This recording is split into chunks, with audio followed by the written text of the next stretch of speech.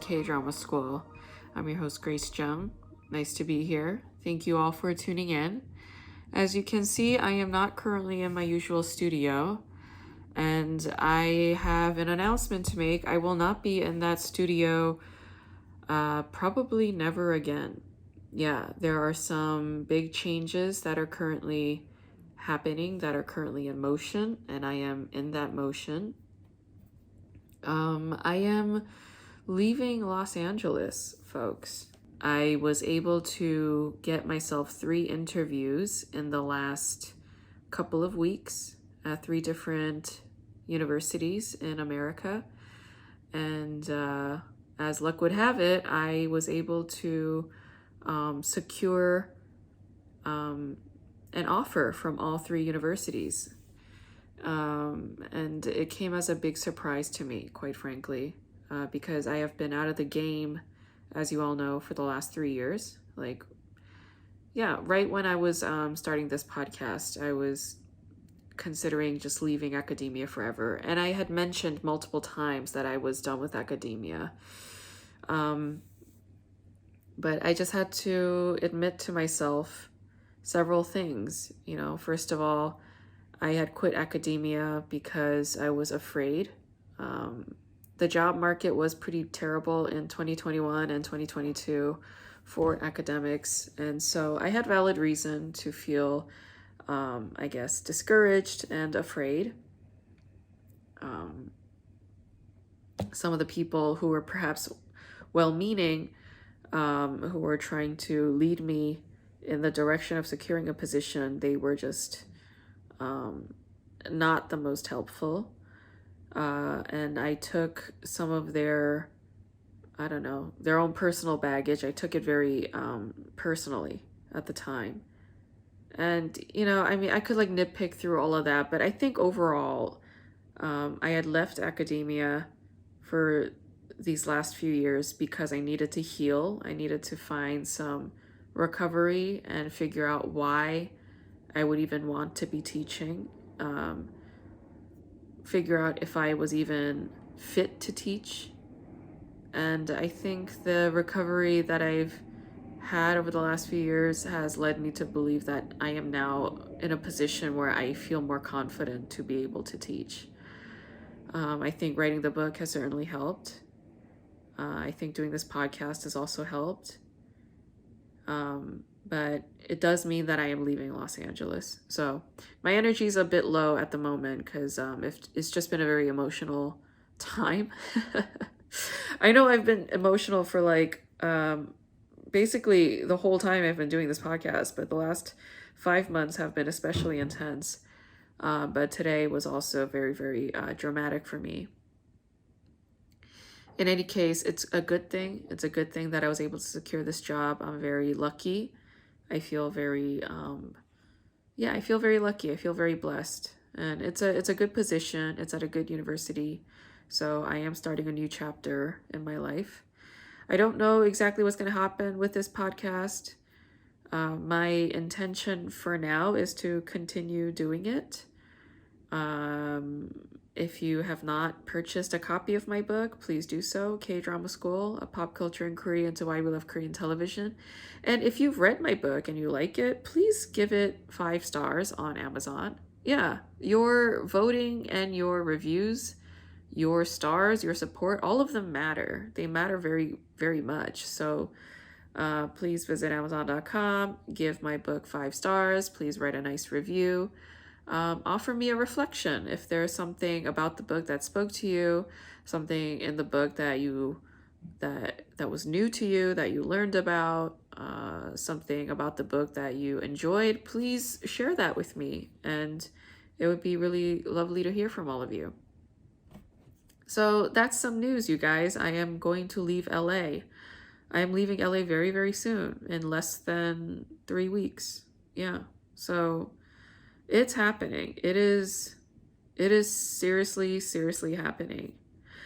I am going to today talk about a show called Lovestruck in the City, 도시 남녀의 사랑법, which is a Netflix K-drama, but it is also a Kakao TV K-drama. So this is for web streaming only. And that is why you have scenes of explicit sex. I mean, you don't quite see like cock and balls and tits and ass, but yeah, there is a lot of action in there. And there's a frankness discussed, like open discussion of sexuality on the show, which is not as common in K-dramas. The show stars Ji Chang-wook, who you all know. I am currently kind of obsessed with this guy. Like, he's just so weird and interesting. He looks like a psychopath. I think I've said this before. He has the look of a psychopath, and a lot of those guys tend to be excellent actors. So Ji Chang-wook is on this show, and his opposite is Kim Ji-won, and who doesn't love Kim Ji-won? I thought this show was initially when I first saw this show, like I stopped watching it immediately because I was like, what the fuck? Like, why are they doing this? It's because it was shot in that mockumentary style, like, you know, like The Office, and yeah, like The Office is like the big one, that mockumentary style of filming, which we've seen on NBC. We've seen it in Parks and Rec, like we've also seen it in a lot of Christopher Guest movies. If you haven't seen Christopher Guest films, they're very, very common in Christopher Guest movies. Like, yeah, like Best in Show. That's a big example. The Mighty Wind is another example. So, yeah, I was just like, do I need to see a version of this again? Like, I kind of don't want to. I remember about like maybe 15 years ago. It's made by a Korean indie filmmaker. Okay, it's called Read My Lips. That's the English title, but the Korean title is 할 수 있는 자가 구하라. And it's a show. It's a TV show, but like it was made into like a film. I don't know quite how to explain it. It's like a weird hybrid of a film / movie. And I think you could watch the whole thing on YouTube. It's made by Yoon Sung-ho, who is a film director, and he's an indie filmmaker. He made like a handful of movies like Milky Way Liberation, which came out in 2007. I remember seeing Milky Way Liberation like a long time ago when I was in college.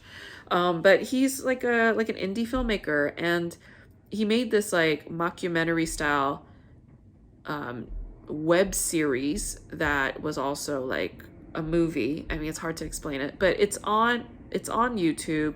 I don't know if there's subtitles, most likely not. But that series / movie had that mockumentary style. And it was very obvious that it was ripping off from The Office and like Christopher Guest movies. So I had seen it done before. And to see it being done again on a K-drama, I don't know, something about it just like really bothered me. Because in this show, Lovestruck in the City, I felt like it wasn't being done in a very smooth way. I didn't understand the purpose of it. Like, what was the point of it, right? But there are some useful aspects about the mockumentary style because you get the interiority of these characters in a very real way.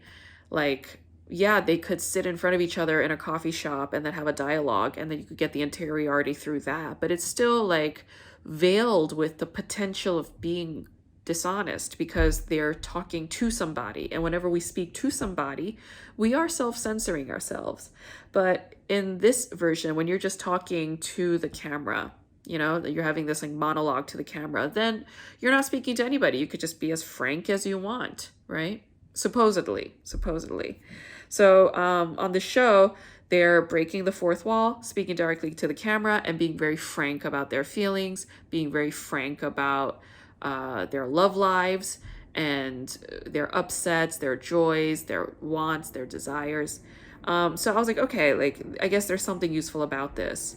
The one innovative thing that Lovestruck in the City does is they take some of the monologues where there are overlaps in what these characters are saying, and then they'll intersplice them, turning it into like a collective consciousness kind of deal.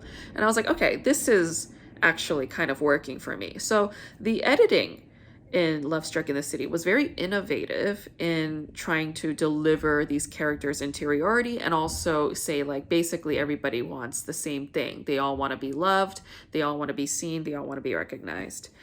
There was this one part on this show that really threw me off. I was like genuinely confused and I was like, wait, what the hell is going on?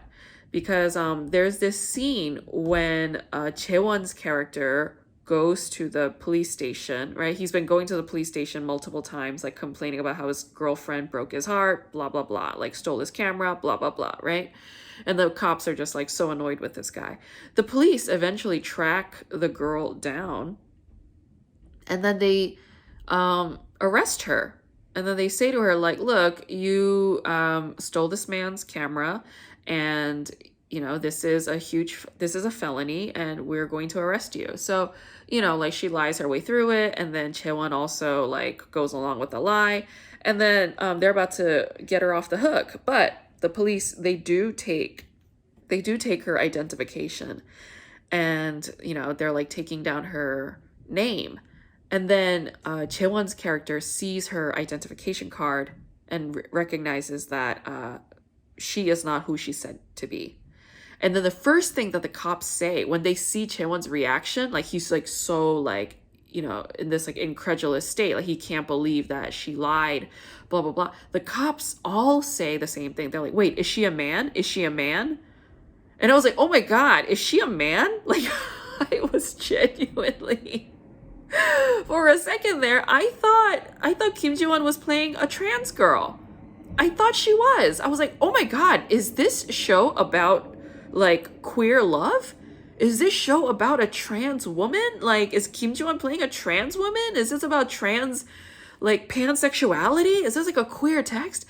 For a full day, like 2 days, I was walking around like thinking that she was a man, like originally a man who transitioned into a woman, because the cops were acting so like, whoa. And then like Chaewon's character was acting so like in shock. But turns out, no, she just gave him a different name. That's all it was. Like, it wasn't at all what the cops said. And it wasn't at all like Chaewon's shock, like his level of shock and sense of betrayal, which was at like a 30, right? When it should have been at like maybe a 7. It just threw me off so much because he was behaving as if like this was the most unbelievably horrific thing that anybody's done to him. It's like, okay, like she lied about her name. Maybe that's fucked up, but also who cares? Like you recognize her, you know, like it's, to me, it was not that big of a deal. I don't know. So, yeah, that part of the show really threw me off. I enjoyed watching Han Ji-eun, actress Han Ji-eun, because she was in that show, Be Melodramatic. And Han Ji-eun is a very, how do I say, versatile actress. Yeah, because she's very different on this show compared to Be Melodramatic. On this show, she's like very confident, fierce, aggressive, hostile, like she's like a strong alpha lady. But in the other show, Be Melodramatic, she is not at all an alpha lady, like very passive kind of character, right? I thought the narrative about Rini's character, like the girl who's always working part-time jobs and like doesn't really want a real like quote unquote a real job, like a salaried position with like benefits and 401k, like she's like avoiding all of that. And then her boyfriend Kyung-jun gives her shit about it. You know, he basically makes it seem like he's embarrassed to tell anybody that his girlfriend works a bunch of part-time jobs. And I was like, oh, that's very interesting. Yeah. Because it's like, this woman feels liberated in her decision not to go in this assimilationist pathway and go and pursue like a career, like a white collar career. But her boyfriend Kyung-jun, who loves her dearly and who says he understands her, he still feels insecure about it. So he projects that insecurity and turns it into pressure on her. And so this again brings me back to this whole notion of like the failure discourse, like what exactly is success versus failure? You know, like these categorizations are very blurry, very, very blurry. So anyway, I like this show quite a bit. It's not to me, it's not the kind of show I'll be returning to ever again. It's like, okay, like I got through it. I'm good with it. But in terms of like some of the discussions they were having, some of the qualms that young people have, like young urbanites are having, I thought that was very charming, unique. I thought all of the storylines were original. So I enjoyed that. Um, One part of this show that was very moving to me is it's like, okay, why did Yuno run away to the beach town, and why did she create like a whole nother identity for herself, right? Like that was the question. And as it turns out, it was because her last boyfriend and her last job basically said, you're not good enough. Like, you are too blah. There's nothing charming or outstanding about you. And so like, we don't want you, right? And she felt so discarded, and her like sense of self-worth was so low that she went and decided to reconstruct a whole nother identity and live as that person for the time that she was living on that island.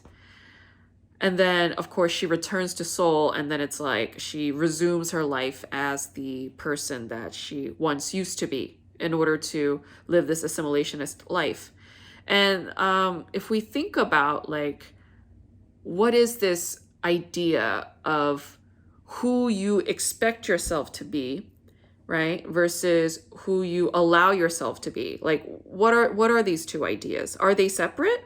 Do they necessarily have to be separate, right? And then Rini, such a good friend. What a dear friend. The part-time girl, right? The one that has like broken out of the matrix of white-collar job pressures.